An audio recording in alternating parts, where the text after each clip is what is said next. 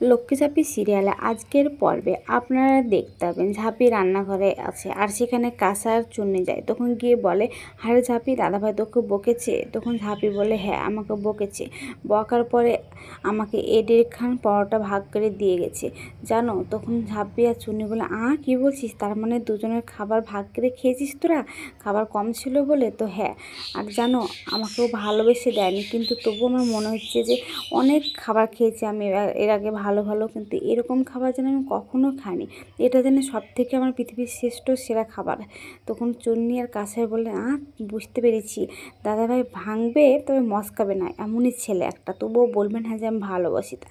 তখন ঝাঁপি সে খাবারটা খায় আর চুন্নি আর কাঁসা ঝাঁপির দিকে ঘুরে আর বলে, ঢাক বাজায় কাঁসু বাজায় বলে আনন্দ করতে থাকে। অন্যদিকে ওদিকে ফোন করে দীপের মা ইনকাকে আর বলে, জানো আমি সব কিছু করেছিলাম গো, ওই মেয়েকে আমি রান্নাঘরেও পাঠিয়ে দিয়েছিলাম একগুচ্ছা মানুষের খাবার করতে, কিন্তু ওই যে আমার শাশুড়ি মা দীপকে আবার পাঠিয়ে দিল রান্নাঘরে, আর দীপটাও সেরকমই হয়েছে, এমনি ঠাম্মির কথাতে ঘরে ঢুকে গেল।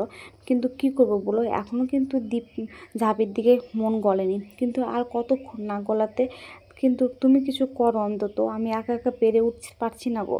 তখন ইনকা বলে, ঠিক আছে আমি দেখছি আন্টি, আপনি একদম চিন্তা করবেন না। ঠিক তখনই ঝাঁপি ঘরে যায় আর বলে, তোমার হাতের ব্যথাটা সরে গেছে বড় মা?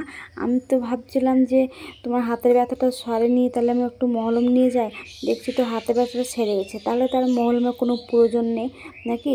তাই বলে ঝাঁপি ঘর থেকে বেরিয়ে যায়। তখন বেরোতে গিয়ে আবার বলে, শোনো একটা কথা বলি, শুধু তোমার ছেলে না আমাকে শুধু সাহায্য করেনি গো, আমার সঙ্গে খাবারও ভাগ করে খেয়েছে।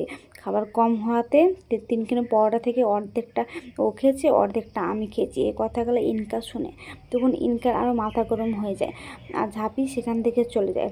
তখন দীপের মা বলে, শুনলে ইনকা, শুনলে কি বললো তা? ওরা নাকি খাবার ভাগ করে খেয়েছে, তুমি একটা অন্তত কিছু করো। তখন ইনকা বলে, ঠিক আছে আমি কিছু একটা করছি, এমন কিছু করব যে ও এবার কেন্দ্রে ওর পাবে না খো।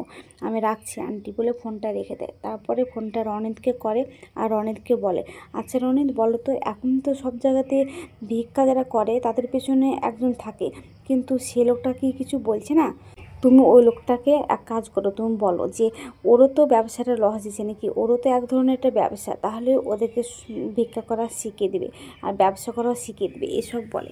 তখন বলে, ঠিক আছে আমি দেখছি। অন্যদিকে দেখা যায় যে সব ভিক্ষুকরা ঝাঁপির বাড়িতে এসেছে আর ঝাঁপিয়ে তোদেরকে সব খাবার দাবার দিয়ে বুঝিয়ে দিচ্ছে যে আজকে তোমরা এই খাবারগুলো বিক্রি করে আসবে, আর তারপরে আমি আবার বড়ি মুরব্বা এসব দেবো। আর শোনো, বলবে যে এ পাঁপড় কিন্তু বর্ধমান শহরে কোথাও পাবে না, এটা কিন্তু কল্পনা পাঁপড়, এসব বলে। ঠিক তখনই রনিতের মা আসে আর বলে, আমি শুনেছিলাম রনিতের মুখে যে ঝাঁপি অনেক বড় একটা কাজ করছে, কিন্তু আজ নিজের চোখে দেখে আমি বিশ্বাস করলাম গো। তখন ঝাঁপির পিসুমণি বলে, হ্যাঁ ঝাঁপি বলেই কিন্তু সম্ভব এসব করা। তখন রনিতের মা দীপের কাছে আসে আর বলে যে, জানো তো আমার থেকে ভালো কাজ কিন্তু তোমার বউ করে গো, এরকম করে সেবা যত্ন করবে এরকম মানুষ কটা পাওয়া যায় বলো, যে ভিক্ষুকদেরকেও ব্যবসার কাজে ভিড়ে দিয়েছে, এসব কথা বলে। তখন দীপ বলে, না গো ভালো মা, সব কিছু সব সময় হয় না গো, শুধু তুমি দেখতে থাকো। তখন ওর পিসুমণি ডাকে আর বলে, বুঝতে পেরেছো, ও তো ঝাঁপির কথা তো শুনতে চেয়ে না, ঝাঁপির প্রশংসা হলে ওর মাথা গরম হয়ে যায়, এসব বলে। তখন রনিতের মা সেখান থেকে চলে যায় আর ভিক্ষুকদেরকে সব কিছু দেখানো হয়ে যায়। তখন ওর পিসুমণি বলে, কিরে ঝাঁপি, সব কিছু হয়েছে নাকি আমি হেল্প করব? তখন বলে, না গো পিসুমণি সব কিছু হয়ে গেছে। তখন ভিক্ষুকরা সেখান থেকে চলে যায় আর তখন ওর কাকিমণি বলে, ঝাঁপি আজকে 200 বোতল আচার বেরিয়ে গেছে রে। তখন ঝাঁপি বলে, হ্যাঁ তো কী হয়েছে, কালকে আমাদের 200 বোতলের জায়গাতে 1000 বোতল দেবে, তারপর 2000, তারপর 10,000। আর তুমি ভেবো না শুধু এ বর্ধমান শহরে তোমার আচার বিক্রি হবে, গোটা বাংলাতে হবে গো কাকিমণি, তুমি একদম মন খারাপ করো না। তখন ওর কাকিমণি বলে, আমি কখনো স্বপ্ন দেখিনি যে এত বড় আমি ব্যবসা করতে পারবো। তখন অবশ্যই পারবে, কেন পারবে না, এসব বলে।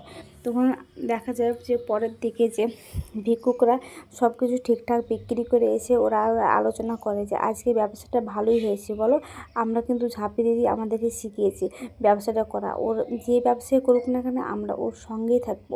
ঠিক তখনই যারা ভিক্ষা করাতো ওদেরকে ওই লোকটা চলে আসে আর এসে বলে, ওই দেখো আসছে, বলে পালাতে যায় আর পালাতে গিয়ে আবার থামায়। তখন বলে, আচ্ছা তোরা তো ভিক্ষা করেছিস কিন্তু 2 দিন ধরে আমাকে টাকা দিসনি, টাকাটা কবে দিবি? তখন বলে এই দেখ তো ওদের ক টাকা হয়েছে, বলে ওরা 6 জন তো 600 টাকা হয়েছে। তখন ওরা বলে আমরা তো এখন আর ভিক্ষা করি না গো, আমরা এখন ব্যবসা করি, তাহলে ব্যবসার টাকা কষ্ট করে উপার্জন করি, তোমাকে কেন দিব, তোমাকে দেবো না। তখন বলে আচ্ছা দিবি না, ঠিক আছে, যখন শুনবি না তাহলে তোদেরকে এখানে থাকতে হবে না। তখন ওদের চুলো ঘর বাড়ি সব কিছু ভেঙে দেয়। আর বলে একটা মেয়ে হাত জোর করে যে আমাদেরকে তাড়িয়ে দিও না বাবা, আমরা এখান ছাড়া কোথায় যাব তুমি বলো। তখন লোকটা বলে কেন, যে তোমাদেরকে ব্যবসা করা শিখেছে তার বাড়িতে গিয়ে থাকো, বড়লোক বাড়িতে রাজপ্রাসাদে, এসব বলে। অন্যদিকে দেখা যায় ঝাঁপি আর দ্বীপ একটা ঘরে শুয়ে আছে। আর তখন দরজায় এসে ভিক্ষুকরা বাড়ি দেয়। তখন ঝাঁপি বলে দরজায় কে বাড়ি দিচ্ছে। তখন ঘর থেকে বেরিয়ে আসলে দ্বীপ বলে ঝাঁপি কী হয়েছে রে, কেউ যেন দরজায় বাড়ি দিচ্ছে গো, আমি গিয়ে দেখি। তখন পিছু পিছু দ্বীপও দেয়। আর অন্য এদিকে দেখা যায় যে বাড়ির সবাই জেগে গেছে। তখন চুন্নি গিয়ে দরজাটা খুলে আর দেখে যে ভিক্ষুকরা এখানে এসে কান্না করে। তখন সেখানে ঝাঁপিও আসে আর এসে বলে তোমাদের কী হয়েছে, তোমাদের এই অবস্থা কে করলো গো, ভগবান জেঠু আমাকে সব কিছু খুলে বলো। তখন দ্বীপের মা বলে এ রাত বিরেতে একটু শুয়েও শান্তি নেখো। তখন দ্বীপের মায়ের কথা শুনে দ্বীপের কাকাও বলে যে হ্যাঁ, আমাদেরকে একটু শান্তি করে ঘুমাতে দিবি না খো, খাবারের সময় তোরা খাবার দিস না ঠিক মতো, এখন রাত বিরেতে ঘুমাতে দিস না ঠিক মতো, তোরা কী ভেবেছিস, তোরা শুধু ব্যবসায় করে দেবি এসব ভেবেছিস, এসব বলে। তখন দ্বীপের মা বলে যে হ্যাঁ এটা হবে না। আর ছোটো একটা কথা বলি বুঝলি, তুই এই ঝাঁপের পাল্লায় পড়িস না, আর ঝাঁপের পাল্লায় পড়ে তো কখনো কাক কখনো মোর হতে পারে না, এসব কথা বলে। তখন ঝাঁপি চুপচাপ শুনে। আর ওর ভগবান জেঠু বলে ঝাঁপি দিদি তোমার কাছে হাত জোর করছি, আমরা আর এই কাজ করতে পারবো না গো, আমাদেরকে আবার সে আগের জায়গাতেই ফিরে যেতে হবে, ভিখারি ছিলাম আমরা ভিখারি হয়ে যাব, আমাদের ব্যবসা করার কপাল না গো, এসব বলে। তখন ঝাঁপি বলে কেন বলছো তোমরা এসব, তো হ্যাঁ আমরা আর কিছু করতে পারবো না, নাহলে আমরা যে থাকার জায়গা নেই আমাদেরকে, তাই বলে সব আচারের বইগুলো ওর পায়ের কাছে দিয়ে দেয়। আর ওখানে মুখ থুবড়ে ওর ভগবান জেঠু পড়ে থাকে। তখন ঝাঁপি তুলে আর বলে না তুমি একদম চিন্তা করবে না, আমি যখন তোমাদেরকে কথা দিয়েছি যে তোমাদেরকে ব্যবসার কাজে লাগাবো, তোমাদেরকে সৎ পথে উপার্জন করাবো, মাথা উঁচু করে বাঁচাবো, তখন আমি তোমাদের পাশেই থাকবো, তোমরা চিন্তা করো না, তোমরা তো আমার লক্ষ্মী গো, তোমরা আমার ডিস্ট্রিবিউটার হয়েছো, আর লক্ষ্মীকে আমি কখনো হাতছাড়া করবো না গো। তখন বলে আচ্ছা এবার বলো তো যে ওরা কজন ছিল, তো ওরা 4 জন। ওরা 4 জন ছিল আর তোমরা এতজন মিলে তোমরা পারো নি গো।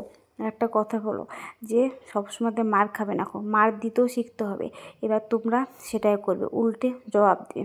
তখন চুন্নিকে বলে চুন্নি যা ঘরে গিয়ে দেখ কী কী আছে আমাদের হাতের কাছে ওদেরকে জব্দ করার জন্য। তখন চুন্নি আর কাঁসাই গিয়ে সব ঘর থেকে বটি লাঠি ব্যাট সব নিয়ে আসে। আর ঝাঁপি বলে তোমরা একা নও গো, আমিও তোমাদের সঙ্গে আছি চলো। তখন কাঁসাই বলে ঝাঁপি তুই একা কেন যাবি, আমিও তোদের সঙ্গে আছি, চিন্তা করিস না। তখন কাঁসাইয়ের মা বলে এই কাঁসাই একদম বাড়ি থেকে বেরোবি না, এত রাত্রে তোকে আমি যেতে দেবো তুই কী করে ভাবলি।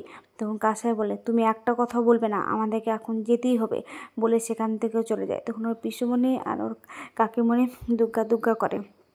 অন্যদিকে দেখা যায় যে ও লোকটা বলছে যে আমার ব্যবসাতে যদি তুমি হাত না লাগাও তাহলে তো আমি তোমার ক্ষতি চাইবো, তাই ওদের কাউকে আমি থাকতে দেবো না। তখন ঝাঁপি বলে ঠিক আছে ওরা আমার ডিস্ট্রিবিউটার, আমি ওদেরকে এই জায়গায় তৈরি করেছি, তাই মারতে হলে সবার আগে আমাকে মারো, বলে ঝাঁপি ওর মাথায় গুলিটা ঠেকে নেয়। কই মারো, মারছো না কেন। ঠিক তখনই দ্বীপ আসে আর এসে ওদেরকে মারতে লাগে, ঝাঁপিকে রক্ষা করে। আর ঝাঁপি তখন দ্বীপের দিকে তাকিয়ে থাকে। তো আজকের পর্বটা কেমন হয়েছে, ভালো লাগলে কমেন্ট শেয়ার সাবস্ক্রাইব করবেন। আর ফেসবুক থেকে দেখলে